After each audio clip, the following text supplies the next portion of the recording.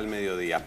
Tengo el gusto de presentar en este día miércoles a Gisela Ferraro, que también estuvo en esa manifestación que veíamos recién y también estuvo cubriendo la marcha Ni Una Menos, que comenzó a las 18 horas allí en el centro mendocino. Gise, buenas noches. Buenas noches a los dos, Ignacio, Gerardo. Así es, primero hacia las 13 horas en la rotonda de la universidad, 600 personas, es el dato duro, digamos, que está circulando en cuanto a la convocatoria, todas vestidas de negro, todas parando de 13 a 14 horas.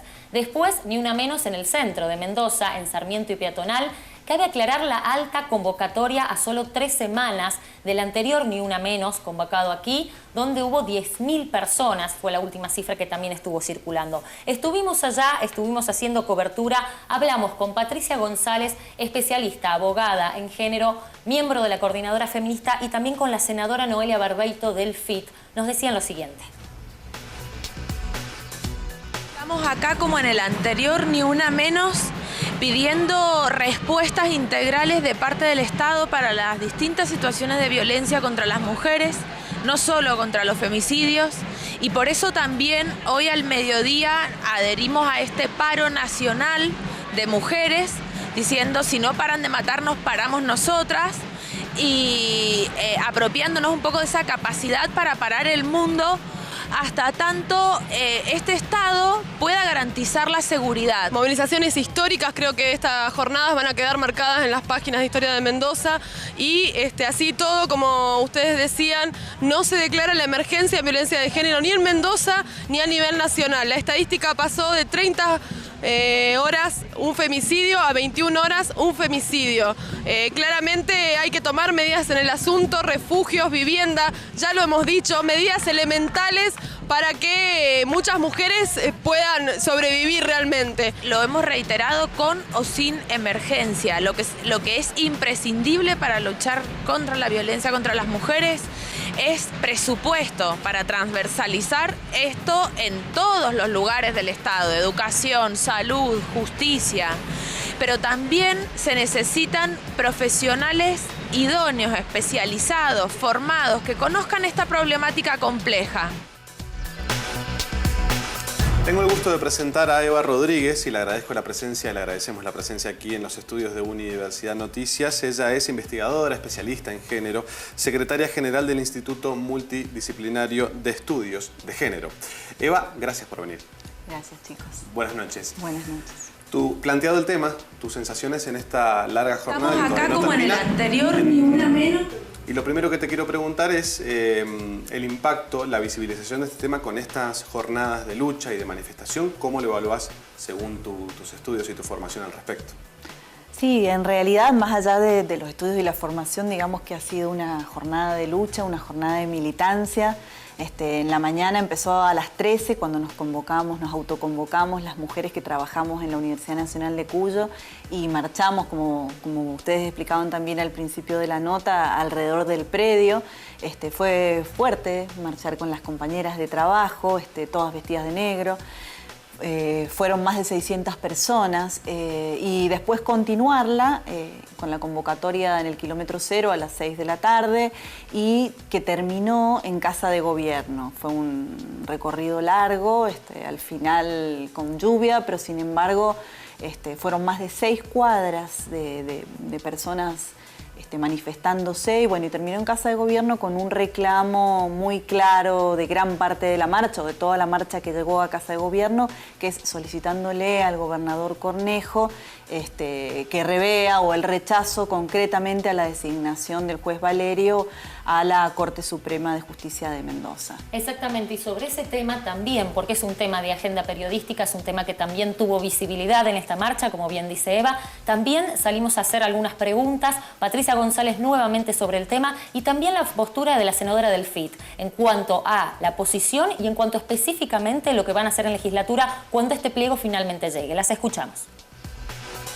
Rechazamos contundentemente el intento de designación de Valerio por parte de Cornejo, un juez caracterizado por sus fallos misóginos, homofóbicos. Lo hemos visto en el caso de Soledad Olivera, donde dejó libre al único imputado y no dieron ninguna pista ni les interesó tampoco dónde podía estar Soledad. Así que esta movilización por eso pasa por la legislatura, para exigir la emergencia en violencia de género. Pasamos por el Poder Judicial para rechazar a Valerio y vamos a la Casa de Gobierno para pedir que se tomen las medidas necesarias. Hoy fue una jornada muy importante porque también se tomó en las manos de trabajadores y trabajadoras. Vimos como en Buenos Aires, en Mendoza, en todos los lugares del país, desde las primeras horas estaban haciendo paro, o acá lo vimos con la universidad, que fue multitudinario. Así es que este es el camino de las mujeres, seguir en la lucha, y el de los gobiernos esperemos que escuchen y no solo se sacan la foto. Esta marcha también estamos pidiendo al Senado que impida la llegada a la Corte Suprema, que es el órgano máximo de justicia de nuestra provincia,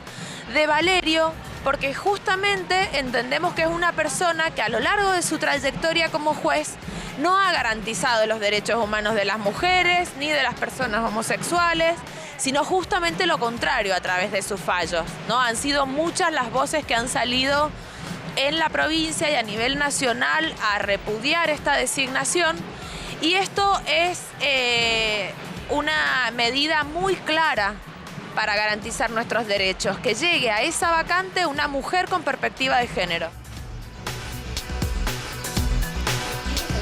De alguna manera, que llegue una mujer o un hombre, según también algunos pedidos, no importa el género en este caso, pero sí que tenga una perspectiva de género.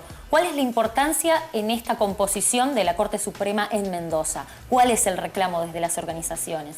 Bueno, recordemos que la Corte Suprema de Mendoza en este momento está compuesta exclusivamente por varones, que solo la ha integrado una mujer en la historia de la Corte en Mendoza, que ha sido Aida Kemelmacher, y creemos que este sería el momento histórico adecuado y fundamental por la emergencia y la urgencia que estamos viviendo para que la integre una mujer. Una mujer que además tenga perspectiva de género. Ese es el reclamo desde el movimiento feminista y de mujeres de Mendoza. Y bueno, la impugnación que nosotras sostenemos contra Valerio tiene que ver justamente con que sus sentencias hablan por sí mismas, más allá de que él en algunas entrevistas periodísticas haya dicho que cree en la violencia de género, como si además se tratara de una cuestión de creencia. Ustedes presentaron realmente muy bien la nota, son cifras contundentes, estamos hablando de una muerte cada 28 horas ya. Entonces, bueno, además de sus fallos que como decíamos, son homofóbicos y han mostrado que realmente son de un sexismo importante, la sensación que da cuando uno lo escucha es que tampoco comprende bien o al menos no le interesa sostener una perspectiva de género. Porque cuando habla de violencia de género la equipara con, por ejemplo, la violencia en el fútbol, como me tocó escuchar una nota de él un poquito antes de que me entrevistaran a mí, y a continuación de decir que creía en la violencia de género, se despachó con que además era como la violencia en el fútbol. Y bueno, y nosotros lo que sostenemos es que hay un tipo específico de violencia, que es la violencia de género. Es decir, que la sufren las mujeres en razón del sexo y que no se equipara con otro tipo de violencia, porque por eso estamos diciendo muere una mujer cada 28 horas. Exactamente, y como vos bien decías, poquito vamos a sacar o recaudar información al preguntarle a un personaje probablemente con posibilidades de ocupar estos cargos públicos si cree o no en la violencia de género. Desde tu lugar, desde tu especialización, desde estudios y desde la universidad, ¿cuál es la perspectiva en este sentido, en la cantidad de visibilizaciones que hubo, por lo menos desde el 2015 en adelante, cuando fue la primera Ni Una Menos? Hay una situación paradójica, al menos de mi punto de vista, en cuanto a esto, porque indudablemente el tema está súper instalado en agenda, hay una visibilización, hemos tenido marchas que nunca han sido tan numerosas en contra de la violencia.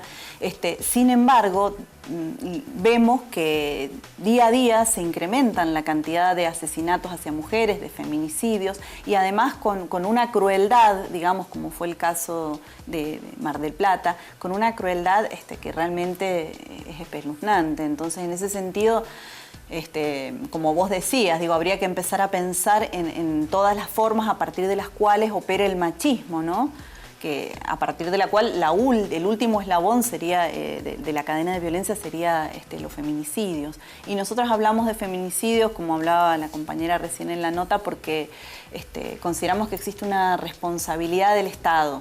Es decir, no son solo crímenes de odio, crímenes machistas hacia mujeres, o sea, sí son eso, pero además existe una responsabilidad del Estado. Eva, decíamos recién que, y lo mencionabas ahora en tu respuesta, que todos estos femicidios y esta violencia es reflejo de un machismo que hay en la sociedad. En este sentido, me gustaría preguntarte qué es lo que puede aportar la perspectiva de género. Vos decías que sería bueno que una mujer con perspectiva de género integre la Corte. ¿Qué puede aportar la perspectiva de género a la Corte, pero también a cualquier institución? ¿Cuál es la diferencia?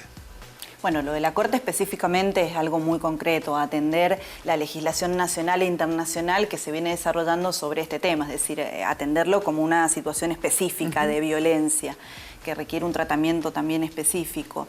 Vos me preguntabas por incorporar la perspectiva de género en otra serie de instituciones. Nosotras desde el Instituto estamos trabajando una serie de políticas que en general y en esta primera etapa, al menos desde que yo estoy, estamos trabajando las sensibilizaciones hacia el interior de algunas instituciones, es decir, trabajar sobre esos micromachismos que actúan en el día a día, como circulan esos mensajes en las redes sociales, ¿no? Que hablan de cada vez que un compañero te mira de esa manera libidinosa, cada vez que ascienden a tu compañero o cada vez que un varón cobra más que una mujer por mismo trabajo, los piropos que en realidad no son piropos, no son halagos, son insultos, agresiones que vivimos en la calle. Bueno, los medios de comunicación en este sentido también en líneas generales suelen reproducir estos estereotipos y estas miradas tan cosificantes acerca de nosotras, acerca de nuestros cuerpos. Y bueno, y de algún modo se instala esta cuestión de que los cuerpos de las mujeres están a disposición de... Eva, gracias por venir. Bueno, gracias a ustedes. Buenas noches. Nosotros hacemos pausa, ya venimos.